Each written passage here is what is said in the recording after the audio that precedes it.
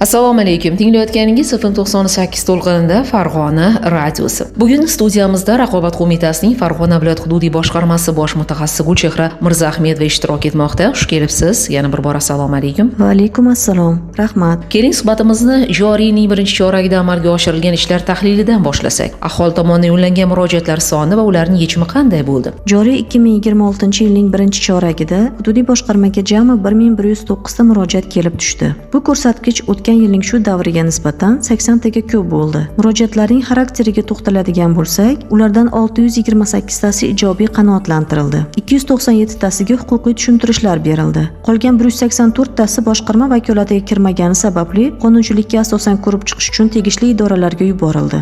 Eng muhimi, hisobot davrida 8949 nafar iste'molchining buzilgan huquqlari tiklanib, ular foydasiga 250 million so'm mablag' qayta hisob-kitob qilib berildi.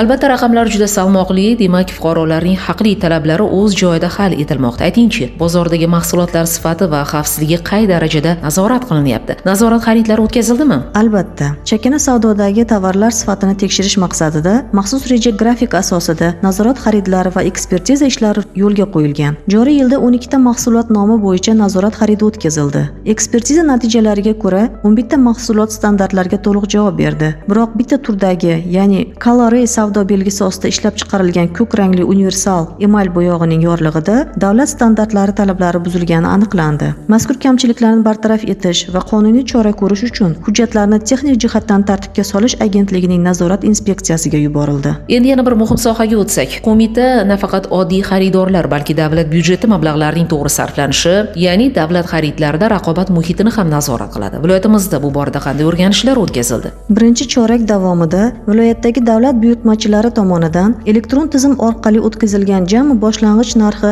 57,5 milliard so'm bo'lgan 202 ta eng yaxshi takliflarni tanlash savdolari o'rganib chiqildi. Tahlillar natijasida umumiy qiymati 16 milliard so'm bo'lgan 57 ta savdo jarayonida qonun buzilish holatlari aniqlandi. Aniqlangan 57 ta holatning 54 tasi yuzasidan barcha to'plangan ma'lumotlar huquqni muhofaza qilish organlariga taqdim etildi. Qolgan holatlardan 2 tasi bo'yicha hududiy boshqarma tomonidan o'z vakolati doirasida ta'sir choralari qo'llandi.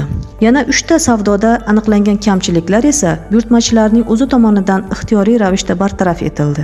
Endi yana bir yo'nalish ko'chalardagi reklama bannerlari haqida gaplashsak. Viloyatimizda reklama faoliyatini tartibga solish borasida qanday ishlar qilindi? Ana shu haqida ham so'z yuritsangiz.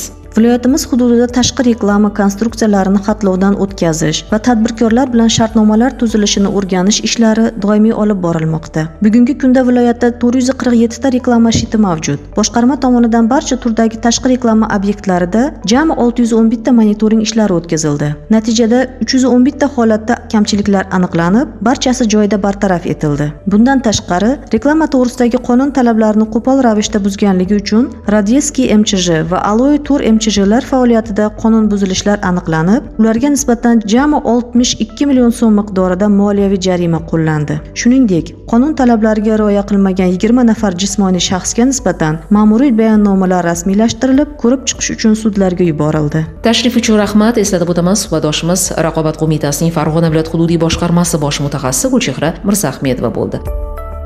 Qadrli tinglovchilar, bizni shuningdek Farg'ona radiosi rasmiy kanali hamda FM 98 Telegram ijtimoiy tarmog'i orqali ham kuzatishingiz mumkin. To'lqinlarimizdan yiroqlashmang.